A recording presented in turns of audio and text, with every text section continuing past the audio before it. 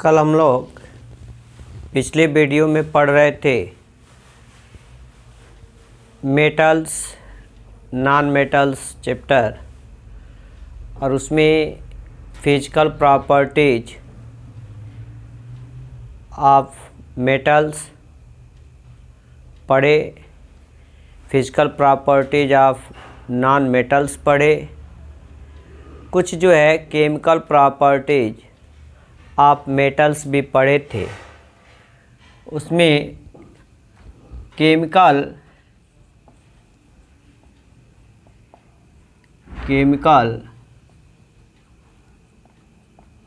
Properties of metals में अगला है कि धातुओं की तनु अम्लों के साथ अभिक्रिया। तो कुछ धातुओं को छोड़कर, जैसे सिल्वर है, प्लेटिनम है, गोल्ड है, इन सब धातुओं को छोड़कर अन्य धातुएं जो हैं ये तनु अम्ल HCl से या तनु H2SO4 से क्रिया करके और हाइड्रोजन को विस्थापित करते हैं। जैसे यदि यह Mg मैग्नीशियम धातु है और यदि डायल्यूट H2SO4 अर्थात सल्फ्यूरिक अम्ल से क्रिया करता है तो MgSO4 plus H2 hydrogen gas निकलता है, अर्थात हाइड्रोजन को विस्थापित करता है। ऐसे ही यदि सोडियम है Na और यदि यह भी डायल्यूट H2SO4 से क्रिया करे या डायल्यूट HCl अर्थात हाइड्रोक्लोरिक अम्ल से क्रिया करे, तो यदि हम यहाँ HCl डायल्यूट HCl से क्रिया कराते हैं तो NaCl और हाइड्रोजन गैस को निकालता है, अर्थात हाइड्रोजन को विस्थापित करता है। तो केमिकल प्रॉपर्टीज मेटल्स में कि कुछ मेटल्स को छोड़ दे, जैसे सिल्वर को, प्लेटिनम को, गोल्ड को आदि, तो अधिकांश धातुओं जो है डायल्यूट अम्लों से क्रिया करके, डायल्यूट HCl से क्रिया करके, डायल्यूट H2SO4 से क्रिया करके हाइड्रोजन को विस्थापित करता है। ऐसे है कि अन्य धातु लवणों के विलयन के साथ भी अभिक्रिया होता है। जैसे कॉपर सल्फेट के विलयन से आयरन कॉपर को जो है विस्थापित कर देता है। कॉपर सल्फेट का विलयन यदि हो तो ये क्या है? धातु लवण है। कॉपर सल्फेट का विलयन धातु लवण है।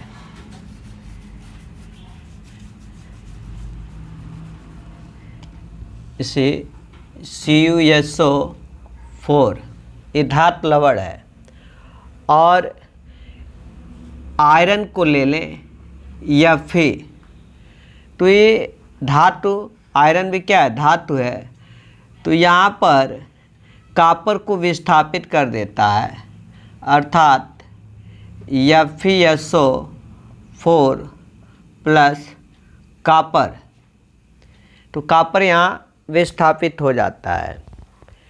ऐसे धातुओं के रासायनिक गुण में विद्युत अपघटन की क्रिया होती है कि यदि सोडियम क्लोराइड का विद्युत अपघटन किया जाए तो जो धनायन होता है, सोडियम क्लोराइड का विद्युत अपघटन किया जाए तो धातुएं जो हैं एक कैथोड पर अर्थात ऋणायन इलेक्ट्रोड पर और अधातुएं जो हैं एनोड पर प्राप्त होती हैं। अर्थात जैसे यदि यह NaCl है और इसका विद्युत अपघटन किया जाए तो इरिवर्सिबल उत्क्रमणीय अभिक्रिया है, Na पॉजिटिव और क्लोराइड आयन में विघटित हो जाता है। तो यह सोडियम जो है धातु है और यह सोडियम ऋणोद अर्थात कैथोड जिसे इंग्लिश में कहते हैं पर प्राप्त होता है। तो इस सोडियम कैथोड पर Na पॉजिटिव प्लस इलेक्ट्रॉन, तो यहाँ सोडियम प्राप्त होता है कैथोड पर, जबकि यदि एनोड पर देखा जाए तो ये क्लोराइड आयन है और इसमें से एक इलेक्ट्रॉन यदि निकल जाता है तो यह क्लोरीन प्राप्त होता है और यह जो है एनोड पर प्राप्त होता है। इस प्रकार से ये धातुओं का रासायनिक गुण रहा। इसी में आता है कि अम्लराज क्या है। अम्लराज क्या है? तो हाइड्रोक्लोरिक अम्ल, सांद्र हाइड्रोक्लोरिक अम्ल और सांद्र नाइट्रिक अम्ल, अम्लराज अर्थात सांद्र हाइड्रोक्लोरिक अम्ल HCl, कॉन्सेंट्रेट HCl और सांद्र H2SO4, इन दोनों को जो है यदि 3 संबंधे 1 के अनुपात में मिलाया जाए तो तैयार किया गया जो मिश्रण होता है वह जो है अम्लराज कहलाता है। तो कभी कभी आता है कि अम्लराज किसे कहते हैं। फिर जो है इस चैप्टर में आगे आता है कि सक्रियता श्रेणी क्या है, एक्टिविटीज सीरीज।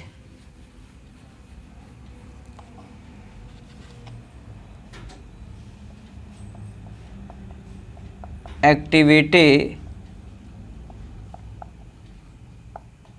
सीरीज, सक्रियता श्रेणी अर्थात धातुओं की क्रियाशीलता के आधार पर एक सूची बनाई गई और धातुओं की क्रियाशीलता के आधार पर जो सूची तैयार हुई उसी सूची को सक्रियता श्रेणी कहते हैं। और क्रियाशीलता के अवरोही क्रम में इस श्रेणी को व्यवस्थित किया गया, जैसे पोटेशियम जिसका संकेत K है, ऐसे सोडियम, ऐसे कैल्शियम, ऐसे मैग्नीशियम, एल्युमिनियम और इसको हम बगल में लिख दे रहे हैं। एल्युमिनियम के बाद जो है जिंक,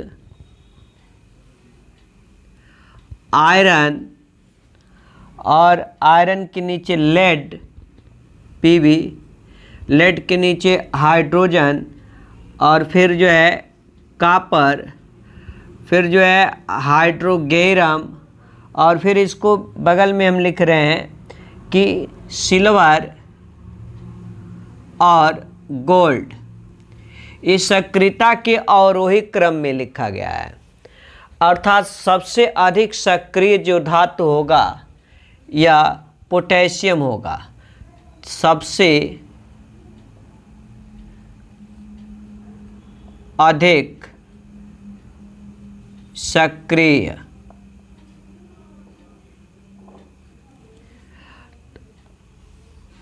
पोटेशियम से कम सक्रिय सोडियम होगा, सोडियम से कम सक्रिय कैल्शियम होगा, कैल्शियम से कम सक्रिय मैग्नीशियम होगा, मैग्नीशियम से कम सक्रिय एल्युमिनियम होगा, एल्युमिनियम से कम सक्रिय जो है जिंक होगा और जिंक से कम सक्रिय आयरन होगा, आयरन से कम सक्रिय लेड होगा, लेड से कम सक्रिय हाइड्रोजन होंगे, हाइड्रोजन से कम सक्रिय कॉपर होगा, कॉपर से कम सक्रिय हाइड्रोगेरम पारा जिसे कहते हैं और इससे कम सक्रिय ये सिल्वर होगा, सिल्वर से कम सक्रिय गोल्ड होगा। तभी तो हम ऊपर अभी लिखे थे कि कॉपर सल्फेट धातु के लवण से आयरन जो है कॉपर को विस्थापित कर देता है, क्योंकि आयरन जो है इस सक्रियता श्रेणी में जो है कॉपर से ऊपर है। इसलिए जो है कॉपर सल्फेट के विलयन से आयरन जो है कॉपर को विस्थापित कर देता है और उसके स्थान पर ये आयरन चला आता है। अर्थात इस सक्रियता श्रेणी में जो ऊपर धातु है वो नीचे के धातु को जो है विस्थापित कर देता है। इसे हम सक्रियता श्रेणी कहते हैं। सक्रियता श्रेणी के यदि कुछ हम उदाहरण देखें कि क्या कारण है कि कॉपर सल्फेट के विलयन में डूबी हुई लोहे की कील पर जो है तांबा जम जाता है। ऐसा प्रश्न आता है कि क्या कारण है कि कॉपर सल्फेट के विलयन में जो है यदि लोहे की कील को डुबो दिया जाए तो लोहे की कील पर जो है कॉपर जम जाता है। तो यही सक्रियता श्रेणी है कि यदि कॉपर सल्फेट CuSO4 है और इसके विलयन में जो है लोहे का कील डुबो दिया जाए तो ये आयरन जो है सक्रियता श्रेणी में कॉपर से ऊपर है।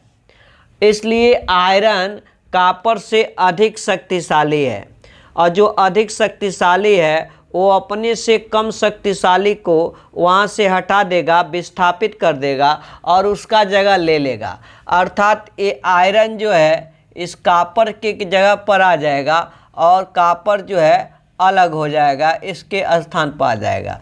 तो ये जो है FeSO4 प्लस कॉपर, तो ये जो कॉपर अलग हुआ है ये जो है उस लोहे के कील के ऊपर जम जाता है, अर्थात कॉपर की जो है पॉलिश लग जाती है। फिर है कि तांबा सिल्वर नाइट्रेट विलयन से सिल्वर विस्थापित करता है। तांबा सिल्वर नाइट्रेट के विलयन से सिल्वर विस्थापित करता है, किंतु सिल्वर जिंक को जिंक नाइट्रेट विलयन से विस्थापित नहीं कर पाता है। नहीं, तो जिंक नाइट्रेट सिल्वर नाइट्रेट देख लेते हैं इसको समीकरण के रूप में। प्रश्न है कि तांबा जो है सिल्वर नाइट्रेट विलयन से सिल्वर को विस्थापित करता है। सिल्वर नाइट्रेट विलयन अर्थात AgNO3 सिल्वर नाइट्रेट का विलयन है और तांबा कॉपर नहीं, तो विद्युत रासायनिक श्रेणी में कॉपर जो है वो सिल्वर से ऊपर है, क्योंकि सक्रियता के अवरोही क्रम में लिखा गया है। तो जो सबसे ऊपर है वो अधिक शक्तिशाली है। तो सिल्वर से ऊपर कॉपर है, तो कॉपर अधिक शक्तिशाली है, तो कॉपर इस सिल्वर को विस्थापित कर देगा, तो CuNO3 और Ag अर्थात सिल्वर जो है प्राप्त हो जाता है। लेकिन सिल्वर जो है जिंक को जिंक नाइट्रेट के विलयन से जिंक नाइट्रेट ZnNO3 और कॉपर का यहाँ 2 लिख देंगे, क्योंकि कॉपर की संयोजकता 2 परिवर्तित संयोजकता प्रदर्शित करता है, लेकिन कहीं 2 कहीं 3, तो यहाँ इसलिए 2 लिखेंगे।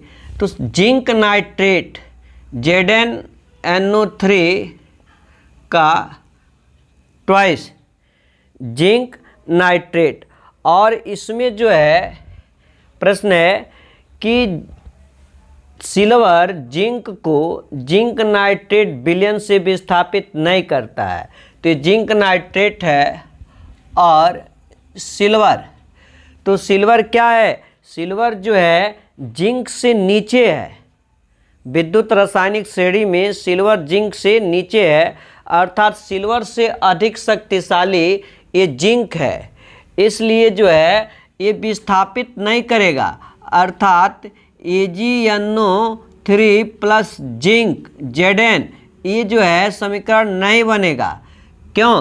क्योंकि सिल्वर जो है जिंक से विद्युत रासायनिक श्रेणी में नीचे है, अर्थात जिंक जो है अधिक शक्तिशाली है सिल्वर से, इसलिए जो है ये विस्थापित नहीं कर पाता है। फिर है कि कॉपर सल्फेट के जलीय विलयन में लोहे की छड़ डालने पर विलयन का नीला रंग धीरे धीरे क्यों गायब हो जाता है? तो अभी हमने पढ़ाया कि कॉपर सल्फेट के विलयन में जब Fe डालते हैं, अर्थात लोहे की किल को डालते हैं, तो कॉपर सल्फेट में कॉपर आयन अर्थात Cu पर 2 पॉजिटिव तथा सल्फेट आयन SO4 पर 2 नेगेटिव आयन होते हैं।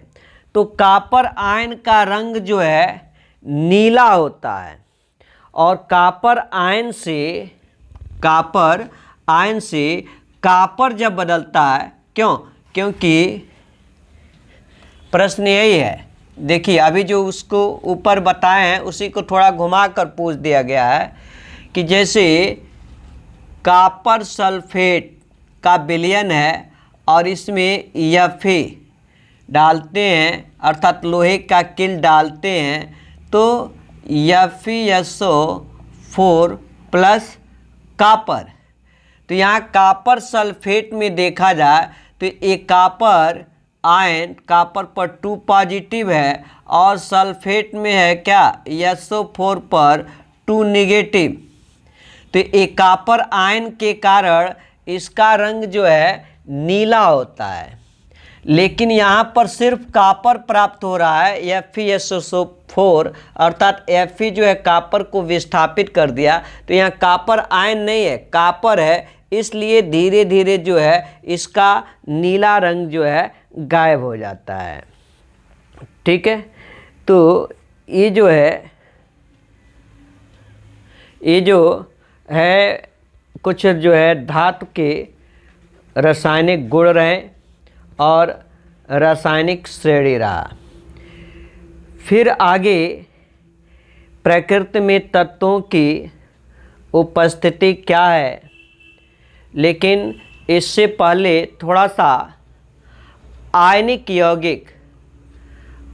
यौगिक कैसे बनता है, नहीं तो हम देखते हैं कि आयनिक यौगिक अर्थात यदि इलेक्ट्रॉनों की साझेदारी से जो यौगिक बनते हैं उसे हम आयनिक यौगिक कहते हैं। तो इलेक्ट्रॉनों के आदान प्रदान से जो यौगिक बनते हैं उसे हम आयनिक यौगिक कहते हैं। जैसे सोडियम क्लोराइड,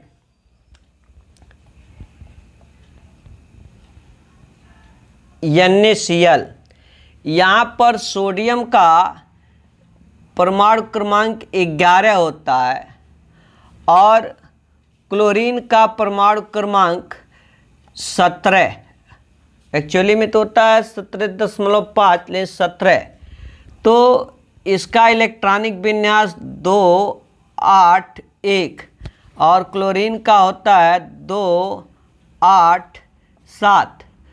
तो यदि इसका हम संरचना बनाएं तो पहले कोष में जो है सोडियम के 11 परमाणु क्रमांक है, तो प्रोटॉन की संख्या भी 11 होगी और इसका परमाणु द्रव्यमान संख्या या परमाणु भार 23 है। तो न्यूट्रॉन की संख्या, इसमें से प्रोटॉन की संख्या घटा देंगे तो आ जाएगा, न्यूट्रॉन की संख्या 12 होगी। तो यहाँ पर जो है और इलेक्ट्रॉन की प्रोटॉन की संख्या के बराबर ही इलेक्ट्रॉन की संख्या होती है। तो यहाँ पर 11 प्रोटॉन और 12 न्यूट्रॉन, और पहले कोष में 11 इलेक्ट्रॉन भी हैं, तो पहले कोष में 2 और दूसरे में 8, 3, 4, 5, 6, 7, 8 और तीसरे में जो है 1।